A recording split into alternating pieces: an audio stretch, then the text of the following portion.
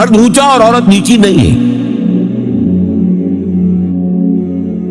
شرف انسانیت کو دونوں ایکولی شیئر کرتے ہیں, وہ بھی ہیومن بینگ, وہ بھی ہیومن بینگ. چنانچہ قرآن مجید کے دو مقامات آپ کو, ایک میں نے تلاوت کیا تھا جس کا نشان میں نے رکھا ہوا آپ کو سناؤں. سورہ آل عمران کے آخر میں ایک لمبی دعا آئی ہے, ربنا اننا سمعنا منادیا ینادی للایمان ان آمنوا بربکم فآمنا. اے رب ہمارے, ہم نے ایک پکارنے والے کی پکار کو سنا کہ وہ ایمان کی صدا لگا رہا ہے, ایمان کی ندا لگا رہا ہے صلی اللہ علیہ وسلم کہ اپنے رب پر ایمان لاؤ تو ہم ایمان لے آئے. ربنا فاغفر لنا ذنوبنا وکفر عنا سیئاتنا. تو پروردگار ہمارے گناہ بخشتے اور ہم سے ہماری برائیوں کو دور کرتے. وتوفنا مع الابرار, اور اپنے نیکوکار بندوں کے ساتھ ہمارا خاتمہ کیا. ربنا وآتنا ما وعدتنا علی رسلک, اور پروردگار ہمیں وہ سب کچھ دی جو جس کا وعدہ تو نے اپنے رسولوں کے ذریعے کیا ہے. آپ نے فرمایا جنت اور یہ نعمتیں ہوگی, ہمیں وہ سب کچھ دیجو.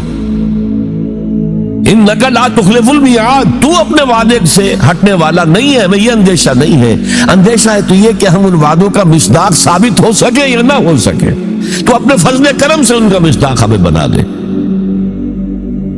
اب اس کا جواب سنیے. فاستجاب لهم ربهم انی لا اضیع عمل عامل منکم.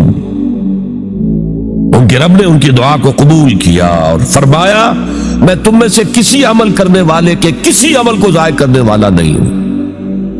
من ذکر او انثی, خواہ وہ مرد ہو خواہ عورت. بعضکم من بعض, تم ایک دوسرے ہی میں سے ہو نا.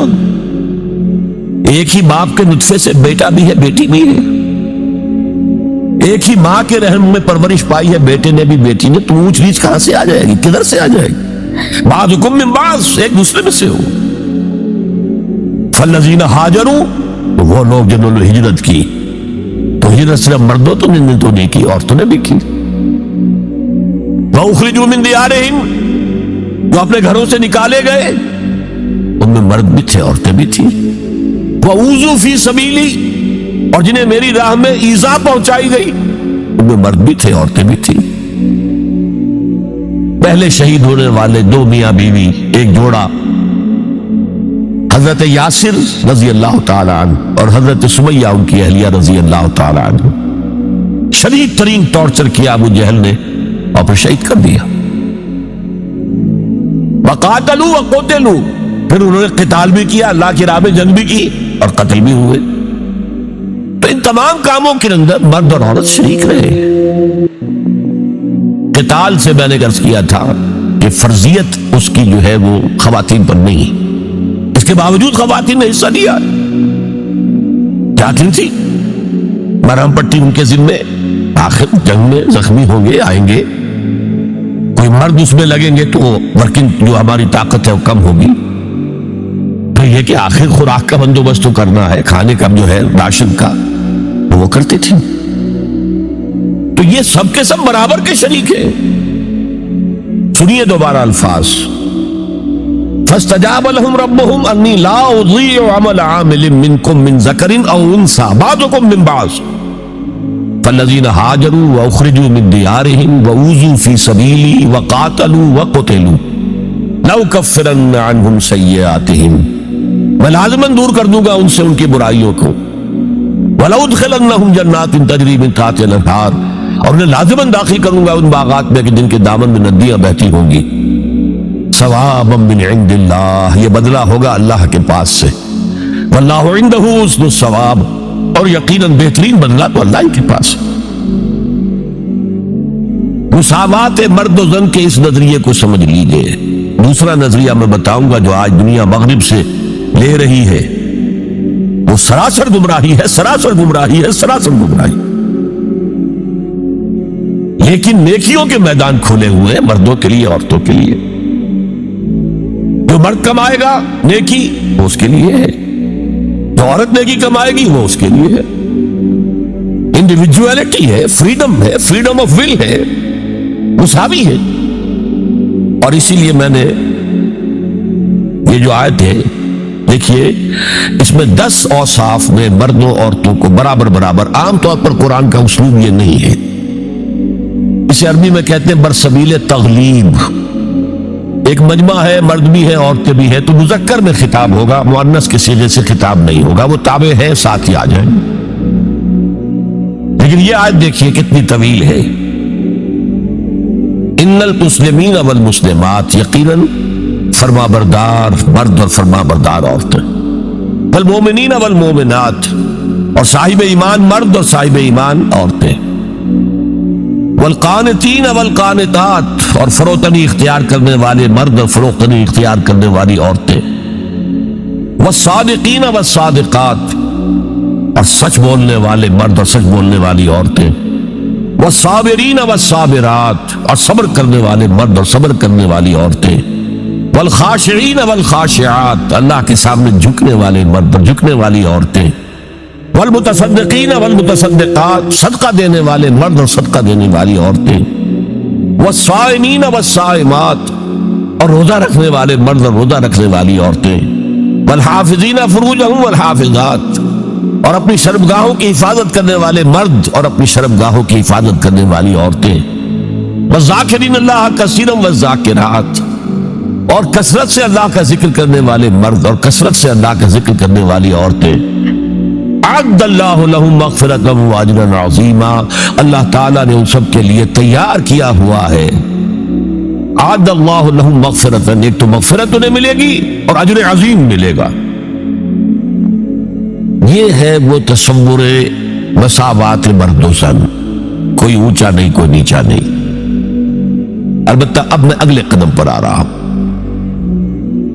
ابھی تک تو افراد کی بات ہو رہی ہے. اب وہ ایک مرد اور ایک عورت شادی کرتے ہیں. یہاں آپ کو سمجھ لینا اب وہ برابر نہیں رہے، اس لیے کہ گھر بنانا ہے، خاندان کی بنا ڈالنی ہے، ایک ادارہ ہے، انسٹیٹیوشن آف فیملی ہے، اور کسی انسٹیٹیوشن کے دو برابر کا اختیار رکھنے والے سربراہ نہیں ہو سکتے.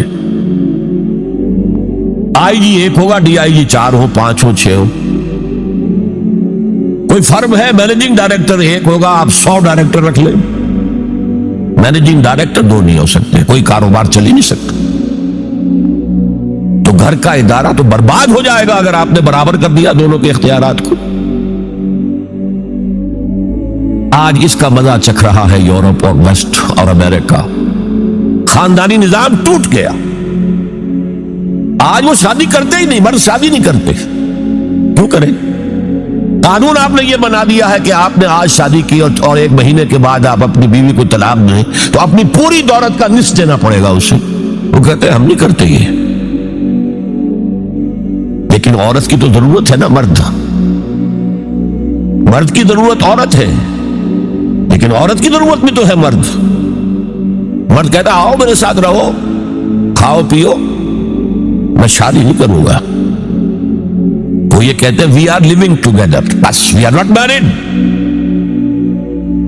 وی آر لیونگ ٹوگیدر. بچے بھی ہو رہے ہیں. یہ کلنٹن کا 3-4 سال پہلے صدر تھا وہ، تو اس کا جو آیا تھا state of the union address, سال میں 1 دفعہ وہاں کا صدر دیتا ہے، پوری قوم کو خطاب کرتا ہے. اس میں اس نے کہا تھا کہ عنقریب ہماری امریکی قوم کی اکثریت حرام زادوں پر مشتمل ہوگی. اس کے الفاظ حرام زادہ نہیں، اس نے کہا باسٹرڈ نہیں کہا. کیا کہا؟ Born without any wedlock, ماں باپ کے درمیان کوئی شادی کا بندھن ہے ہی نہیں اور بچے پیدا ہو رہے ہیں. یہی تو حرامی کہلاتے ہیں ہمارے ہاں. حرام زادہ کسے کہتے؟ اور یہودیوں نے حضرت مسیح کو کیوں کہا حرام زادہ؟ ان کا کہنا یہ ہے، جھوٹ ہے، بکواس ہے، لیکن کہنا یہ ہے کہ حضرت مریم سلام علیہا کا رشتہ تو ہو گیا تھا، نجار یوسف نجار ایک بڑھئی تھا، اس سے رشتہ ہو گیا تھا، لیکن ابھی وداعی نہیں ہوئی تھی کہ انہوں نے تعلق کے زن و شوق قائم کر لیا، تو یہ تو حرام کام ہوا، زنا ہوا، تو ولد الزنا ہے. بہرحال خاندان کا ادارہ تلپٹ ہو کر رہ گیا ہے. بنیادی طور پر اس کے لیے آئلی قوانین جو قرآن نے دیے، اور میں آپ کو یاد دلاتا ہوں، پتہ نہیں آپ کو یاد ہے کہ نہیں، جب شاہ بانو کیس کا معاملہ یہاں چلا تھا، اور میرے ساتھی جو لاہور سے بھی آئے ہوئے ہیں انہیں، اور میرے لوگ جو میری تقریریں سنتے ہیں، میں نے بارہا کہا کہ میں مسلمانوں نے بھارت کو سلام کرتا. انہوں نے اپنی آئلی قوانین میں آج تک کوئی دخل اندازی نہیں ہونے دی، جبکہ ہمارا حال یہ ہے کہ 1962 میں ایک ڈکٹیٹر، خود ساختہ فیلڈ مارشل، اس نے آئلی قوانین کا آرڈیننس نافذ کیا، جس کو سب نے کہا، شیعہ، سنی، دیوبندی، بریلوی، اہل حدیث، جماعت اسلامی، سب نے کہا یہ غلط ہے اسلام کی روح سے، لیکن کوئی تحریک نہیں چلائی. جان تو کیا دینی تھی، کسی کے نکسیر تک نہیں پھوٹی. وہ آرڈیننس سے قانون بن گیا،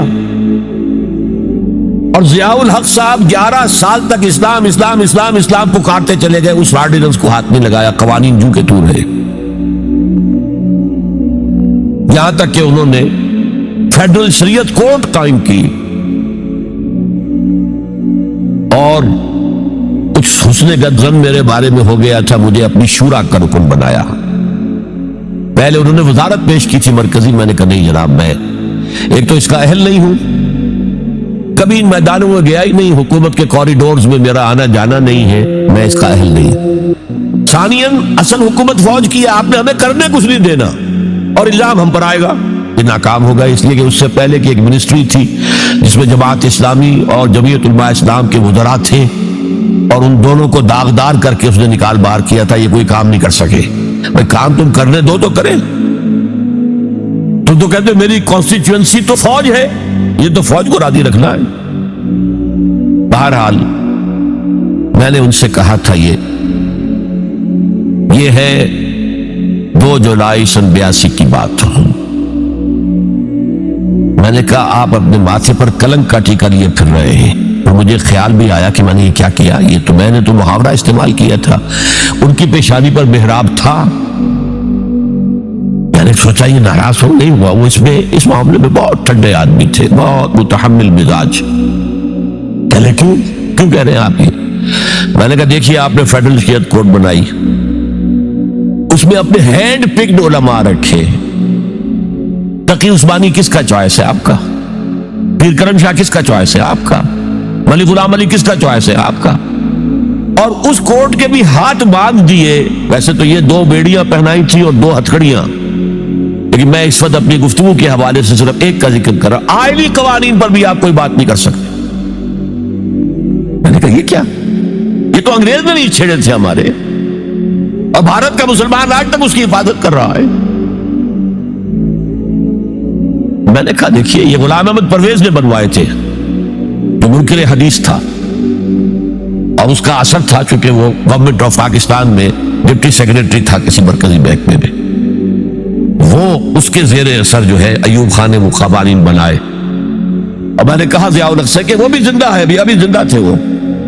وہ عدالت میں آئے ثابت کر دیں کہ کتاب و سنت کے خلاف کوئی چیز اس میں نہیں ہے. میں خوش، میرا خدا خوش. میں یہ تو نہیں کہتا کہ جو میں کہوں وہ آپ کریں، لیکن آپ نے عدالت کے ہاتھ کیوں بند کیے؟ کہنے لگے کہ پھر ان خواتین کو کون مطمئن کرے گا؟ میں نے کہا اگر آپ کا سوچ کا انداز یہ ہے تو یہ میرا استعفیٰ حاضر ہے، میں آپ کی شورا میں نہیں بیٹھ سکتا، استعفیٰ دے کر آنے.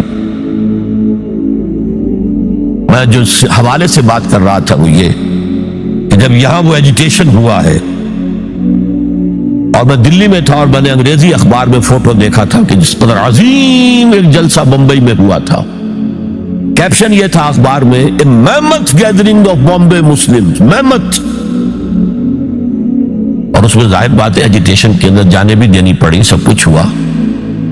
پھر حکومت نے گھٹنے ٹیک دیے کہ نہیں؟ اور صرف گھٹنے نہیں ٹیکے، راجیو کی یہ تقریر لوک سبھا کی ریکارڈ پر ہے کہ میں نے تو اس سے پہلے کبھی مطالعہ نہیں کیا تھا، اب اس مسئلے پر مطالعہ کیا ہے تو میں نے دیکھا ہے کہ جتنے حقوق اسلام نے عورت کو دیے کسی مذہب نے نہیں دیے. یہ بات ہے جو اسے ماننی پڑے گی، لیکن برابر آپ کر دیں گے تو خاندان کا ادارہ ختم ہو جائے گا. اسی لیے فرمایا گیا الرجال قوامون علی النساء. فالصالحات قانتات حافظات للغیب بما حفظ اللہ. مرد حاکم ہیں عورتوں پر. نیک بیویاں وہ ہیں جو اپنے شوہروں کی اطاعت کرتی ہیں. ظاہر بات ہے کہ کوئی رائے ہے، اختلاف رائے ہو گیا ہے شوہر اور بیوی میں، بیوی دلیل سے سمجھا لے، اپیل سے سمجھا لے، جس طرح بھی سمجھا لے، منوا لے، ٹھیک ہے، اور نہیں تو اسے شوہر کی بات ماننی پڑے گی. فالصالحات قانتات، وہی لفظ جو ابھی آپ نے پڑھا، قانتین والقانتات، فرما بردار مرد اور فرما بردار عورتیں. تو نیک بیویاں تو وہ ہیں جو اپنے شوہروں کی اطاعت گزار. اس سے وہ بانڈ جو ہے مضبوط رہتا ہے.